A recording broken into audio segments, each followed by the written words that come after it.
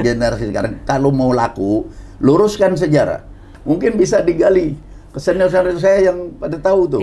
Cuman pada nggak mau ngomong kayak saya kan. Vietnam ini yang nyebarkan siapa? Inggris. Pak Bantu karena dekat sama saya, hari-hari cerita sama saya nggak ngerti. Tidak ada satupun orang yang tahu saya masuk kecuali komandan saya. Ya, komandannya lah berarti yang berkhianat kan itu. Terus keluarganya diurusin semua, dipulangin lagi ke hutan. Itulah kerjaan intelijen.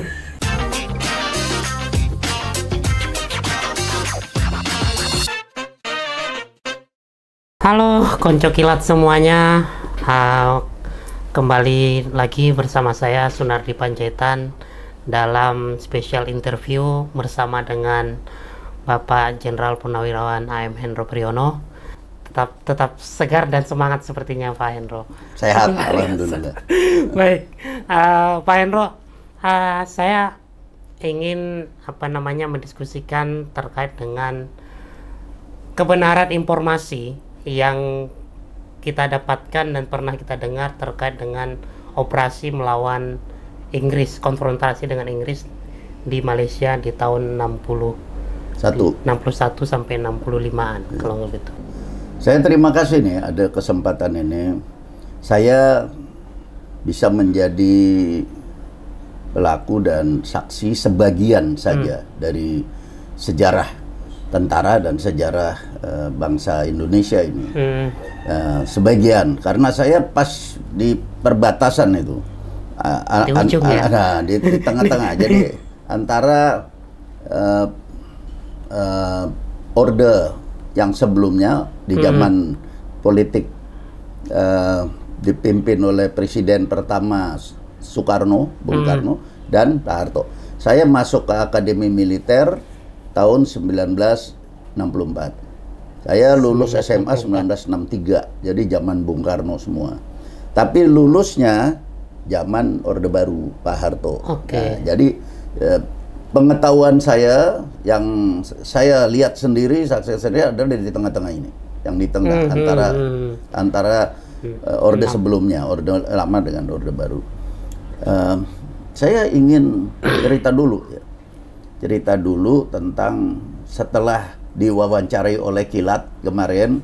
Saya kan cerita tentang kafe Marco Polo yang ada di Thailand. Teman saya pada telepon, senior saya juga telepon.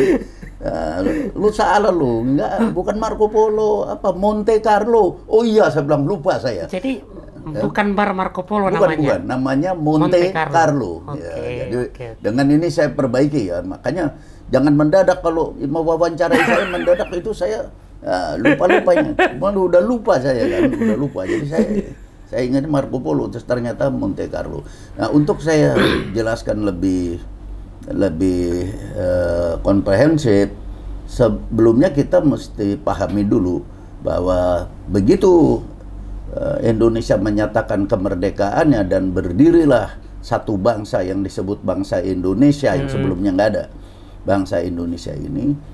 Nah, terjadilah pergulatan untuk berebut negara apa dipimpin oleh rejim yang bagaimana gitu.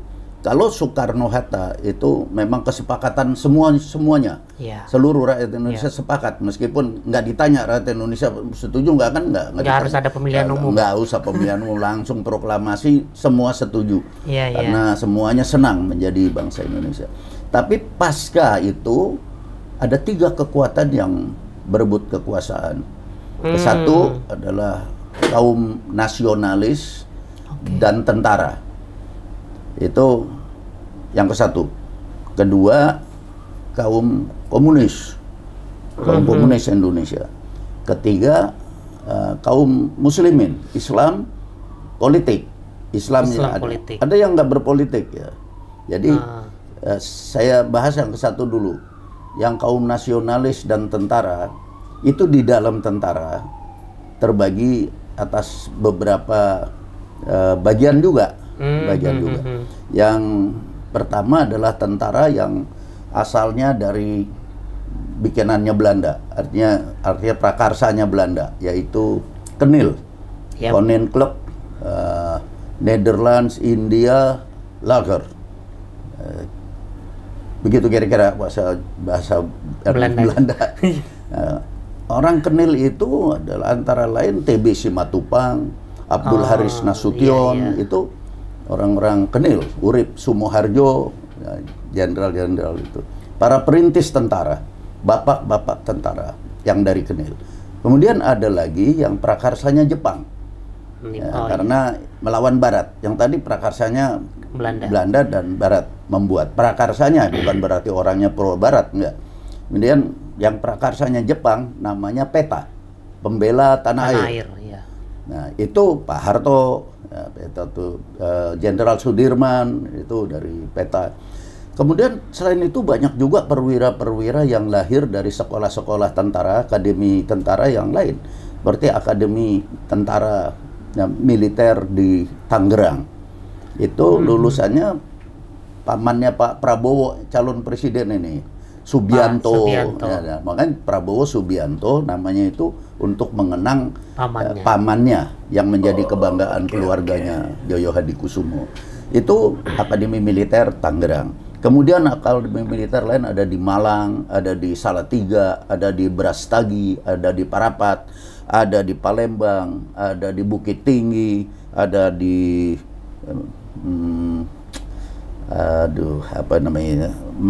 Mojo Agung, mungkin daerah mana ya, Mojokerto, Palembang. Itu jadi lulusan tentara-tentara lulusan itu satu di dalam TNI itu pun juga ya berkelompok-kelompok ada faksi-faksinya, geng-gengan lah. Jadi walaupun itu low intensity, intensitas rendah, tapi tarik menarik lah seperti sekarang juga kan, teman-teman tarik teman itu biasa lah, asalkan kan kita harapkan teman-teman yang memang berbobot yang ditarik, tapi itu biasa. Ya, itulah keadaan dulu. Yang kaum komunis itu dulu memproklamirkan Republik Soviet Indonesia tahun 48. Kemudian kalah oleh yang berwawasan NKRI, oleh kaum nasionalis dan tentara. Kemudian Islam politik, yaitu waktu hijrahnya Siliwangi ke Jawa Tengah, Jawa Barat kosong. Kartosuwiryo memproklamirkan negara Islam Indonesia. Dia ingin ganti negaranya, bukan Republik Indonesia nasionalis, tapi ini yang Islam. Nah, ini ada lagi kekuatan Islam yang tidak berpolitik, bukan seperti itu, NU. NU adalah kekuatan besar kaum muslimin yang bukan Islam politik. Itu tersebar di 3 kelompok ini. Di 3 kelompok ini ada semua. Dan NU mempunyai andil terbesar di masyarakat Islam Indonesia terhadap bangsa ini. Ketika 10 November, Hari Pahlawan, 10 November, itu NU berada bersama-sama dengan para pejuang Laskar Rakyat untuk membela Republik Indonesia yang diproklamasikan Agustus, September, Oktober, 3 bulan yang lalu diproklamasikan, dibela ini di 10 November. Nah, kemudian ini adalah situasi. Jadi kita mesti tahu keadaan ini dulu ya, supaya kita ngomong. Kalau mau meluruskan sejarah, mau dibaca oleh kaum milenial sampai yang sekarang generasi apa sekarang nih, Gen Z. Generasi sekarang, kalau mau laku, luruskan sejarah. Dan sejarah ini harus diluruskan, memang harus ngumpulin serpihan-serpihannya. Nah, saya salah satu serpihan yang saya tahu, saya sampaikan. Pertama juga dulu ya, tentang ditangkapnya grup musik sangat terkenal dan sangat saya gandrungi waktu itu sebagai seorang muda. Saya SMA dulu, sekolah menengah atas. Teman-teman saya semua itu gandrung kepada Kus Bersaudara.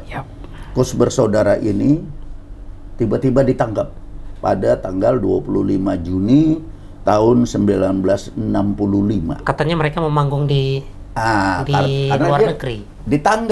Ditanggap di rumah orang namanya Kolonel Oyo Kusno. Kolonel Oyo Kusno ini adalah seorang intel dari KOTI. KOTI itu adalah satu badan yang disebut KOTI, singkatan dari Komando Tertinggi, yang dibentuk oleh Presiden Soekarno. Intelijen untuk menghadapi Inggris. Karena waktu itu Bung Karno tidak setuju pembentukan Malaysia, yaitu sudah ada di sejarah ya. Nah, KOTI ini dibentuk dan intelijennya Pak Oyok itu nyuruh Kus bersaudara untuk menyanyikan lagu I Saw Her Standing There. Itu dari lagunya The Beatles. Yang sohor dulu, sekarang juga masih sohor lagu itu.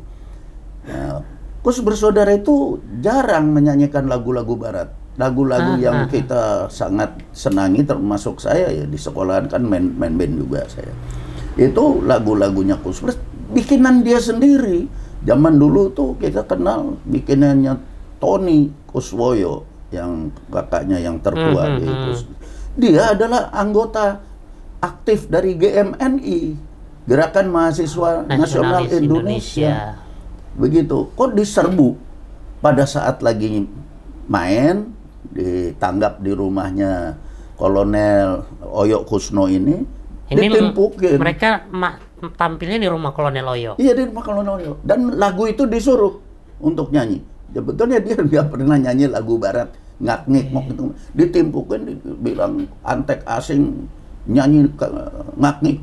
Padahal dia nggak pernah. Dia disuruh oleh Intel ini untuk nyanyi. Dia nyanyi, ditimpukin. Nah, sekarang siapa yang nimpukin? Nah, kita mesti bahas. Itu yang harus diluruskan di sejarah gitu. Jangan menuduh, harus fakta, harus faktual. Nah, begini. Guntur Soekarno, teman saya, satu umur sama saya, teman main saya. Sekolahnya juga paralel. Sama-sama lulus SMA 1963. Guntur Soekarno itu memimpin band namanya Aneka Nada. Lagunya ngak-ngik terus-terusan. Kok nggak diserbu? Nah, kok nggak ditangkap gitu? Nggak ditangkap. Yang ngak-ngikok itu memang adalah wacana simbolik dari Bung Karno. Bung Karno bilang kalau musik, pakai musik kita sendiri. Jangan pakai musik-musik barat, lagu ngak-ngik gitu. Karena kita harus mengenyam kebudayaan. Kita harus merdeka dalam mengenyam kultur kita sendiri. Jadi, itu lagu ngak-ngik itu adalah identik dengan lagu barat. Lagu barat, ngak-ngik. Tapi bukan berarti asal lagu barat harus ditimpukin. Ya, buktinya anaknya sendiri. Ya kan? Ini adik-adik saya. Nah, keheranan waktu itu dari kami ya, saya segala nih teman-teman satu generasi. Kenapa Dara Puspita nggak ditangkap? Kan sama Kus Plus itu di sana. Kenapa juga bandnya apa ya namanya? Totok Sarjan. Itu juga nggak ditangkap. Nggak ditangkap. Ada nyanyi lagu ngak-ngikok juga. Nggak apa-apa. Kenapa Kus bersaudara yang ditangkap? Nah, saya baca nih dari Google, dari YouTube, mereka bingung. Ya, nah, gimana saya mau kasih taunya, kan saya juga nggak pernah ada kontak kan. Sebetulnya setelah saya tua, saya banyak mengalami penugasan di intelijen, jabatan di intelijen. Saya tahu cerita ini gitu. Saya tahu cerita itu. Tapi banyak juga yang saya nggak tahu kalau ngomong siapa. Tapi kan kita bisa analisis dari situ. Nah, soal tanggal 25 Juni. Nah, begini. Pada akhir bulan Agustus, itu kan dia Juni ya ditangkapnya. Juni, 25 Juni. Agustus 1964 atau tahun sebelumnya. Agustus 1964 itu RPKAD terjun ya di Johor. RPKAD terjun mendarat di Johor 2 kali. Akhir Agustus tanggalnya nggak ingat. Dan yang kedua 2 September 1964 terjun lagi, mendarat lagi di situ. Saat konfrontasi ini itu konfrontasi dengan Inggris ini. Free fall, military free fall, tengah malam terjun bebas, nggak pakai payung, terjun bebas terus dicabut sudah low altitude. dekat. Sudah dekat cabut. Itu mendarat di Johor. Itu pendaratan sukses di RPKAD di situ. Nah, kemudian kan harus ada gerakan dari darat. Ya, Nah, ada operasi. didirikanlah Cafe Monte Carlo. Oke. Nah, saya nggak tahu siapa yang dirikan awalnya. Saya tanya Pak almarhum Pak Bantu Harjo, beliau juga nggak tahu siapa, tapi tiba-tiba itu dipimpin oleh Oyok, Kolonel Oyok ini. Yang tadinya ini. Yang nyuruh Kos 11 nyanyikan lagu ini. Ini Kolonel Laut Oyok Kusno namanya. Nama aliasnya, nama samarannya Anda, ya, atau Obok juga. Kemarin saya ingat namanya Obok, tapi nama aslinya Oyok Kusno saya baru ingat sekarang. Sesudah teman saya pada telepon habis nonton Kilat, itu teman saya pada betulin saya. Ya, kita kan lupa ya, senior saya juga telepon saya tuh. Jadi Kolonel Oyok ini yang mendirikan Monte Carlo. Nah, mendirikan nggak tahu siapa, tapi Oyok yang pimpin. Yang mimpin. Oyok mimpin itu baru saya tahu dari Pak Bantu Harjo. Bantu Harjo itu senior saya. Jadi 5 tahun di atas saya. Itu dekat lah. Jadi saya bergaul dekat. Dia cerita bahwa dia taunya ada bar Monte Carlo dipimpin Pak Oyok ketika dia pulang dari Laos. Saya bilang, ngapain di Laos, Bang? Di Laos saya ketemu Kapten Kongli. Nah, siapa Kapten Kongli? Lihat aja di Google, ada tuh. Ketemu Kapten Kongli. Itu pahlawannya orang Laos. Gitu. Kapten Kongli. Nah, saya nggak sempet tanya atau saya lupa apa yang diomongin sama Kapten Kongli. Saya nggak ingat. Mungkin bisa digali ke senior-senior saya yang pada tahu tuh. Cuman pada nggak mau ngomong kayak saya kan. Kalau saya mau ngomong, biar aja. Biar jelas dong semua nggak usah ditutupin ya. Nah, terus itu kok banyak sekali orang. Apalagi dengar Kos Bersaudara mau main. Wih, orang Thailand tumpah ruah. Orang Melayu di Thailand sangat ngefan kepada Kos Bersaudara. Tapi bulan Juni dia ditangkap.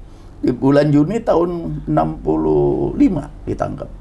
Juni ditangkap, Juli, bulan Agustus laporan keuangan dari Monte Carlo defisitnya sampai 50.000 baht. 50.000 baht itu sama dengan 1 juta seperempat rupiah, sama dengan 500 lebih dolar US. Satu US 2.400 US. Defisitnya 2.400 US. Dulu 1 US itu zaman Bung Karno 500 rupiah. Kita. Jadi defisitnya itu kita adalah 500 rupiah kali 2.400 dolar. Bangkrut langsung. Ya, jadi Kos Plus nggak jadi datang, Kos Bersaudara nggak jadi datang, kecewa semua masyarakat. Nggak ada lagi yang datang ke situ. Kalau nggak ada datangnya itu bukan soal kecewanya, tapi dibilang itu markas PKI, markas komunis, bukan PKI, markas komunis. Di Thailand, di Bangkok. Di Bangkok, Monte Carlo itu adalah markasnya kaum komunis. Begitu. Nah, kan pada takut, orang nggak datang lagi. Nah, asalnya begini. Kata Pak Bantu almarhum, sayang sekali beliau baru aja meninggal, belum lama. Beliau cerita tiba-tiba pengunjung dari Monte Carlo berkurang, tiba-tiba berkurang karena fitnah itu yang mengatakan bahwa itu tempat kumpulnya komunis. Fitnah ini yang nyebarkan siapa? Inggris. IRD-nya Inggris dulu yang nyebarkan ini. Terus Raja Bhumibol Adulyadej telepon Bung Karno mengatakan betul tidak itu adalah titik berkumpulnya komunis. Bung Karno bilang tidak betul. Itu adalah markas perjuangan dan kita harus, kan kita udah siap untuk melawan Inggris. Nah, rupanya Raja Bhumibol itu mulai ragu-ragu nih, Inggris main kan di sini. Iya, iya. Nah, ya nggak lama kemudian setelah banyak ada pendatang yang datang kok sama itu-itunya. Jadi Orangnya itu lagi yang datang. Ini ada apa nih? Intel rupanya, Intel Thailand. Nah, udah bangkrut lah Monte Carlo. Kemudian semua mengundurkan diri dari Thailand, namanya eksfiltrasi tanpa gangguan karena Raja Bhumibol juga simpati kepada perjuangan Indonesia. Sebenarnya beliau juga anti Inggris. Iya. Ini persoalannya takut nih sama Inggris. Ngepetnya ke kita. Gondok kan kita. Masa kita tahu gitu. Mas, apa sih kelebihannya itu? Pada takut. Jadi akhirnya resmi bulan Agustus 1965 Monte Carlo bangkrut. Tapi sebelum kita bicara yang bangkrutnya itu, Pak Hendro, apa ini, mungkin Pak Hendro pernah dapat cerita alasan mendirikan atau membangun Bar Monte Carlo itu, dan posisinya seperti apa dalam konteks perang melawan, konfrontasi melawan Inggris itu? Nah, itu tadi saya sebut lagi, Pak Bantu Ihardjo almarhum. Karena beliau udah almarhum, kalau bisa tanya sama teman-teman yang satu listing itu yang pada nelponin saya bilang Monte Carlo bukan. Dia begini, beliau masuk dari situ, masuk ke Lumut namanya ya, melalui Belawan. Lumut itu ada di Semenanjung Malaya. Dia dari Belawan lewat Pulau Berhala terus masuk ke sana. Ketahuan sama Inggris. Nah, ini siapa yang kasih tahu juga nih? Masa anak dikirim ke situ, tentara Inggris bisa tahu? Padahal Pak Bantu karena dekat sama saya, hari-hari cerita sama saya nggak ngerti. Tidak ada satupun orang yang tahu saya masuk ke situ, kecuali komandan saya. Ya, komandannya lah berarti yang berkhianat kan itu. Makanya judulnya kemarin kita, berhentilah budaya berkhianat. Yang berkhianatnya komandannya sendiri kan susah kita. Ya, kan kita nggak tahu. Soalnya bukan kita bilang Pak Oyong berkhianat, tidak. Iya. Tapi kita nggak ngerti. Yang tahu cuma dia. Secara logika dia masuk. Iya. Kok ketahuan gitu. Ketahuan, bingung. Jadi Inggris dari mana tahunya? Masa dia survei itu seluruh daerah? Nggak mungkin. Karena dia juga kan jago nyusup kan. Yep. Nah, bantu dengan pasukannya itu. Nah, dengan tutupnya Monte Carlo, gagallah semua operasi intelijen di Kambodia, di Filipina, di Hong Kong. Jadi Monte Carlo ini sebagai pusat ya, Pak Hendro ya, untuk operasi di Kamboja, di Malaysia, itu semua di Kamboja, Filipina, Hong Kong itu dikoordinasikan dari Monte Carlo ini. Itu untuk masuk. Enggak, bukan dikoordinasikan Monte Carlo. Di Hong Kong, di Kamboja, Benny Murdani, Filipina, Hong Kong itu nama-namanya adalah Sujono Mardani, Letnan Kolonel, Mayor A.R. Ramli yang ini mertuanya KSAU sekarang. KSAU kita yang sekarang, mertua beliau adalah dulu Mayor A.R. Ramli intelijen dulu. Itu yang bekerja di salah satu Kamboja, Filipina atau Hong Kong. Kemudian Pak Mayor Ali Murtopo, Mayor Benny Murdani, itu semua adalah komandan-komandannya. Nah, Oyong kolonel sendiri dia. Paling tinggi di Monte Carlo, berarti kan dia benar. Dia koordinir kali ya, kita nggak tahu. Nah, dia minta supaya dia dinaikkan pangkat untuk bisa kerjasama sama intelijen Thailand. Biar pangkatnya sama, intelijen Thailand bintang 1, dinaikkanlah dia jadi komodor. Kolonel Oyong Pusno diangkat menjadi Komodor Laut. Iya. Jadi tingkatnya sama intelnya Thailand. Ini sama-sama benci Inggris. Gitu loh. Nggak tahu tiba-tiba kok jadi begini. Kita bingung nih. Inilah padahal itu kegiatannya dari Bantu Harjo ke Laos itu ketemu Kapten Kong Li ya, itu juga saya nggak begitu ingat jadi apa yang diomongin ya, tapi kira-kira juga rahasia-rahasia itu. Rahasia operasi. Cuman saya lihat ini, kenapa saya bilang nih kemungkinan pengkhianatan ini, karena Panglima dari TNKU. Jadi di Kalimantan tuh ada 3 ya. Sesudah saya lulus, saya itu tidak lagi menghadapi Inggris. Itu yang saya kesel. Jadi saya sama teman-teman, lu kita udah jadul sudah selesai perang. Udah selesai perang, salaman sama Inggris bayar-bayaran. Nah, itu kita berhadapan. Padahal tadi, nah, kita harus menugas. Niatnya mau perang sama Inggris.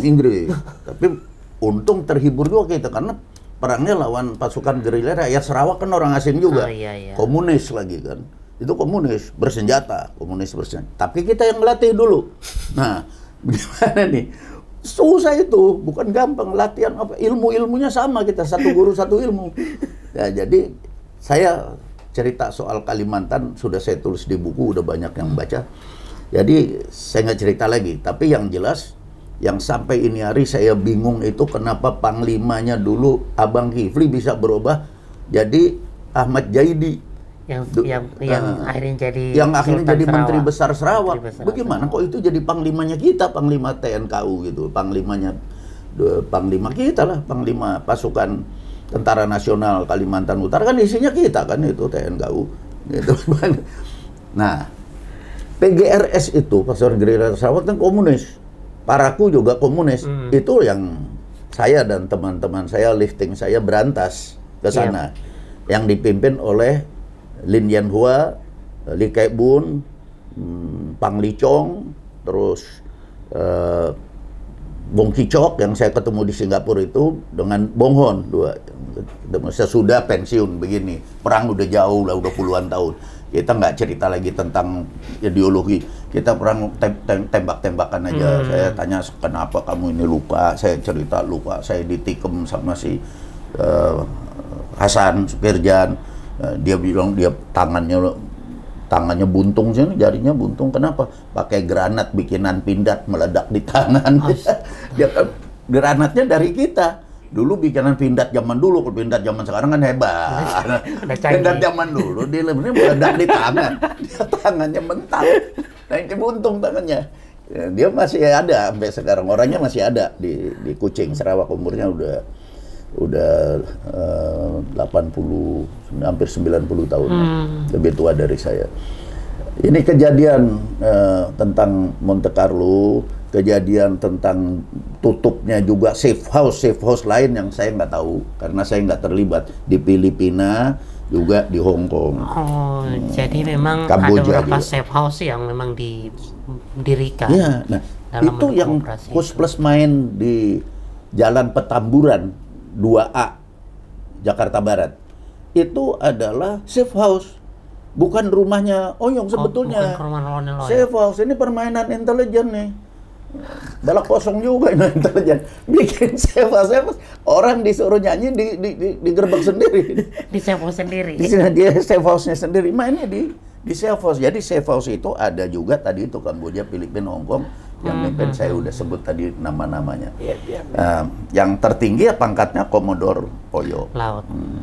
Nah, apalagi yang mungkin perlu kita bahas adalah waktu Kus Plus ditahan, dia ditahan 3 bulan penjara. 3 bulan penjara. Di kota. Nggak pakai pengadilan, di Glodok.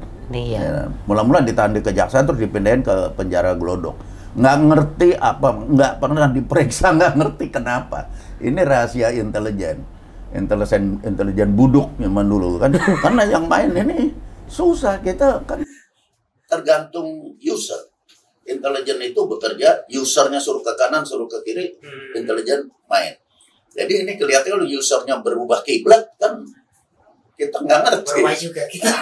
Cuma saya minta tolong kalau Kilat memposting ini, tolong fotonya si Jadi Adrus itu pasang supaya kalau orang Malaysia ikut nonton ini kan ada buktinya nih. Jadi Adrus ada. Abang Kifli juga ada fotonya di buku saya. Jadi saya kasih lihat itu di Abang Kifli ada, Adrus juga ada, Jadi Adrus, panglima kita zaman dulu. Tapi jadi bupati. Jadi Adrus itu adalah anggota TNI dulu, bukan, tapi anggota TNKU, Panglima TNKU yang dibikin. dia. Nah, kemudian pejuang dia dulu. Setelah selesai perjuangan, dia nyebrang ke sono, nyebrang ke Malaysia dan jadi Menteri Besar Sarawak. Seumur hidup sampai nggak ada demokrasi. Dia berapa kali nggak tahu berapa sampai meninggal. Dan dia termasuk pahlawan nasional di Malaysia. Pahlawan Malaysia. Tapi di kita juga pahlawan karena dia ikut di 10 November di Surabaya. Oh, dia sempat ikut di Surabaya. Waktu Inggris masuk, digoncengin Belanda. Beliau ini kerja di batalion atau satuan Dodik, saya nggak tahu. Di Angkatan Laut mungkin ada file. Jadi dia kerja sebagai intelijen Angkatan Laut di Surabaya. Nah, dia ikut melawan Inggris. Nah, apakah ikutnya itu melawan Inggris apa dia nyusup? Saya juga nggak tahu kan. Tapi dia yang jelas dia intelijen dan ikut di dalam 10 November. Dia sesudah itu selesai tahun 45 habis perang, udah dong Indonesia udah berdiri, udah ada penyerahan kedaulatan tahun 49, penyerahan kedaulatan, Belanda ngakuin Indonesia. Mulai hari itu semua orang yang seumur saya boleh pilih tetap orang Indonesia apa jadi orang Belanda. Karena sejak penjajahan Belanda, Indonesia dan negara-negara lain jajahan Belanda, rakyatnya itu warga negara Belanda. Jadi seperti saya dan teman-teman seumur saya dan yang lebih tua dari saya warga negara Belanda sampai tahun 49. Tahun 49 itu Belanda mengakui kedaulatan Indonesia. 45 dia belum akui. Saya lahir 45. Enggak, dia nggak ngakui Indonesia. Tahun 49 baru dia akui Indonesia dan boleh pilih. Boleh pilih kamu terus jadi Indonesia atau tetap Belanda. Boleh pilih. Itu Undang-Undang Dasar Belanda sekarang udah dirubah sejak tahun 70-an. Dirubah, dihapus itu bahwa jajahan Belanda, warga negara Belanda itu dihapus. Jadi kalau mau jadi warga negara Belanda ya harus lewat prosedur biasa. Baik, Pak Hendro. Nah, mungkin yang terakhir dalam konteks perang dengan konfrontasi melawan Inggris itu pada akhirnya seperti apa ceritanya kemudian ada perdamaian antara Indonesia dan Inggris yang kemudian juga membuat tadi Pak Hendro akhirnya nggak ikut perang melawan Inggris. Enggak. Namanya lawan Cingkurap saya lawan PDRS. Gerilya. Jadi saya anti gerilya. Itu berakhirnya operasi dengan Inggris itu seperti apa tuh, Pak Hendro? Begini, kan G30S selesai, Pak Harto menjadi pejabat presiden, dikirimlah Pak Benny Murdani sama satu orang tokoh Tionghoa Indonesia. Itu saya itu bisa lupa saya dulu dekat juga saya. Itu untuk memperbaiki hubungan dengan Malaysia. Karena Malaysia sudah established. Kita sebagai bangsa serumpun sudahlah lupakan masa lalu. Kita dulu bunuh-bunuhan, tembak-tembakan, sudahlah, nggak usah lagi gitu. Kita sekarang bekerja sama aja untuk kesejahteraan. Bukan berarti Malaysia juga ngekor Inggris, itu juga Malaysia nggak mau juga. Tapi mari kita berdiri bersama. Makanya ada ASEAN dibikin. Indonesia jadinya baik-baikan sama Malaysia. Mulailah Malaysia dalam membangun negerinya memerlukan guru-guru dari Indonesia. Kita ngirim guru-guru ke sana untuk mengajar di Malaysia sampai Malaysia maju. Jadi terus dulu mereka belajar dari kita ngirim tuh guru ke sana. Sekarang kita ngirim pembantu ke sana. Jadi dulu mereka ke kita look up. Sekarang mereka kita lockdown. Nah, ini jadi bagaimana ini? Nah, sekarang kita ingin bikin setara. Alhamdulillah sekarang kan pemerintah kita membawa negara bangsa kita ini ke arah ekonomi yang lebih kuat dari Malaysia. Benar. Nah, mereka mulai look up lagi. Karena orang Indonesia banyak yang kaya. Dari kehidupan Indonesia udah di atas Malaysia sedikit rata-rata gitu. Iya. Nah, kita udah di atasnya dikit lah. Dan, tapi itu membawa kepada penilaian tentang harakat martabat bangsa kita di Malaysia. Baik, seperti saya sambut juga dulu. Baik, dulu kan waktu menumpas PGRS Parakou komunis itu, saya sering sekali terbang bersama Brigadir Jenderal Muhammad Hasan. Dia adalah Panglima 3 BIM, Panglima 3 Brigade Infanteri Malaysia. Nah, jadi sama dia, saya banyak menimba ilmu. Di situlah saya bisa cerita bahwa PGRS Parakou itu tidak susah ditumpas kalau intelijen kita baik. Nah, meskipun bukan intelijennya Hasan yang baik nih, intelijennya Inggris. Dan diculik panglima tertingginya dia, komisaris, namanya military komisar namanya itu, Lin Dian Hoa itu. Panglimanya diculik Karena sakit ginjal. dibawa berobat. Ditarik berobat, terus keluarganya diurusin semua, dipulangin lagi ke hutan. Itulah kerjaan intelijen.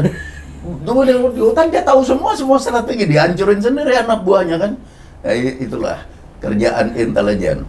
Yang jadinya orang melihat intelijen itu seperti barang yang hina, yang jelek, selalu saja negatif. Padahal itu kan panca indera kita dan otaknya kita, intelektual kita.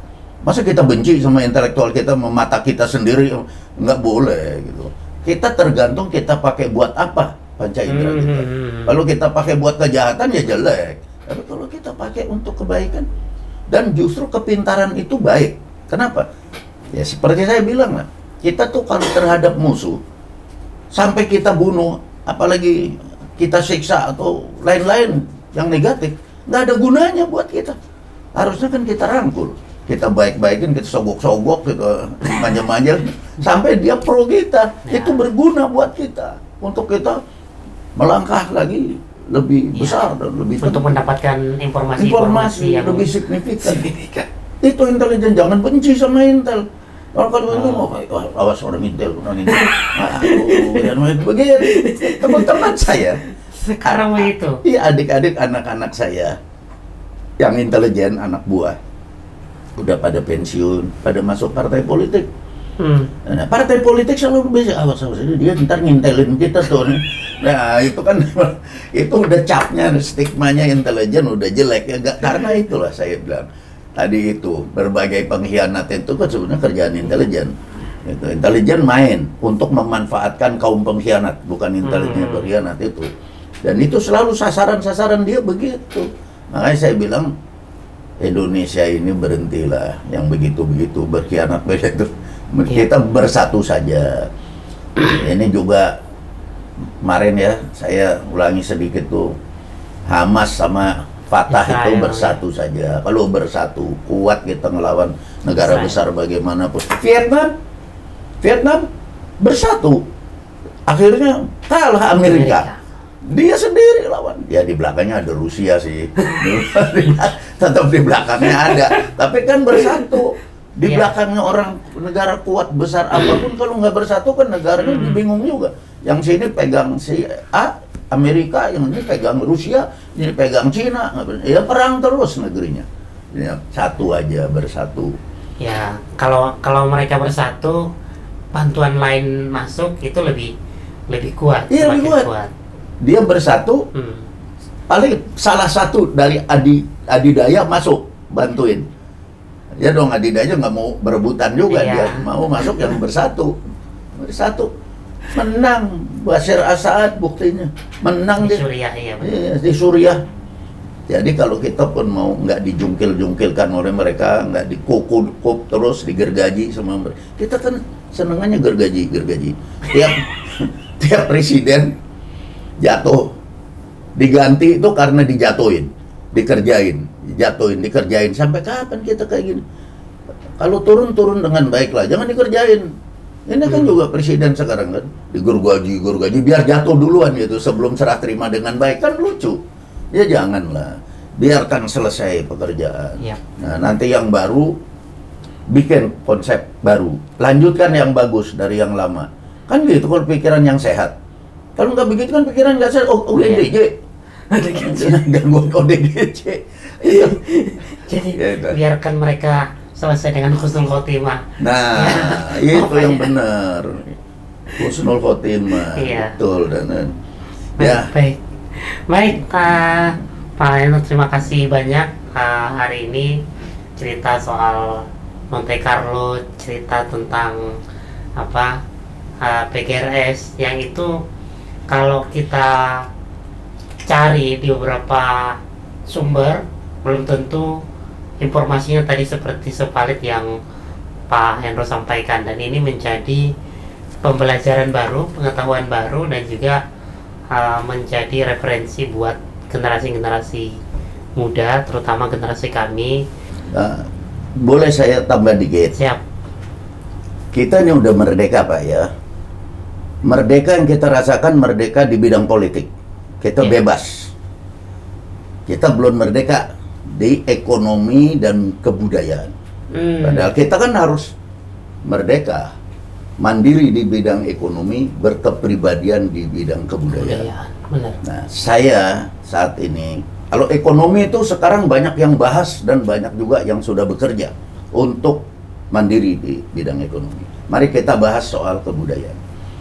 Saya sangat sedih melihat tontonan, film, buku-buku sejarah tentang bangsa Indonesia. Selalu saja digambarkan bangsa Indonesia itu sebelum merdeka adalah bangsa biadab, yang telanjang, nggak pakaian baju, nggak pakai baju, primitif, glosor, istilah bahasa Jawanya di tanah, ya, nongkrong di situ, kencing di jalan, yang kacain gitu. Yang biadab-biadab itu yang dikumandangkan di internasional. Dan pengkhianatan kita adalah kita bikin film juga kayak begitu. Film Majapahit misalnya, tentara Majapahit perang, loncat, naik kuda, kudanya nggak pakai pelana, loncat, pakai cawet doang, nggak pakai baju. Bayangkan lu mencet di situ gepeng. Gimana bisa perang begitu? Nggak masuk akal. Nah, kita harus lihat. Kita sebelum orang Barat masuk, Belanda, Portugis, Spanyol, Inggris masuk, itu kita itu sudah beradab. Dan peradabannya tinggi sebenarnya. Tinggi peradabannya. Ya. Tahun 1298 itu berdiri kerajaan namanya Majapahit. Selama 234 tahun Majapahit itu berjaya, berkibar-kibar di Asia Tenggara. Sangat kuat. Nah, kenapa? Kita punya kebudayaan sendiri. Bahkan tarif kita tahun 1 Saka sama dengan tahun 78 Masehi. Iya. Kita pakai tarif Saka, tarif kita sendiri. Kita pakai huruf kita sendiri. Hanya dulu kan belum ada bangsa Indonesia, jadi bahasanya Jawa. Tapi hurufnya huruf kita sendiri. Bukan huruf Latin kayak sekarang kita pakai, ini kan punyanya orang Barat. Nah, saya sangat ingin sebelum saya tidak ada masih bisa menyaksikan. Kalau barangkali tidak mungkin, saya juga tahu tidak mungkin. Begini, sebentar lagi kita memperingati Sumpah Pemuda. 28 Oktober. Sumpah Pemuda itu berbunyi berbahasa satu antara lain bahasa Indonesia. Bahasa ini adalah bahasanya Melayu. Dari Riau diambil, suku yang paling kecil waktu itu. Kemudian diangkat menjadi bahasa Indonesia setelah kita tambahi dengan kata-kata modern, kata-kata internasional, kata teknologi dan jadilah bahasa Indonesia. Tapi tulisannya kan nggak ada. Bahasa Indonesia hanya lisan, tertulisnya mana? Thailand punya, ya. Jepang punya, Korea punya, Cina punya, India punya, semua punya. Bulgaria kemarin kan punya. Tulisan kita tulisan Latin. Indonesia kan pakai tulisannya Latin. Iya. Ya, belum bisa dong. Kita mesti sekarang kita harus ikrarkan bahwa kita punya aksara sendiri. Nah, kalau kita ikrarkan sekarang, orang yang kontra pasti orang yang bilang wah susah amat kita mesti belajar dari loh.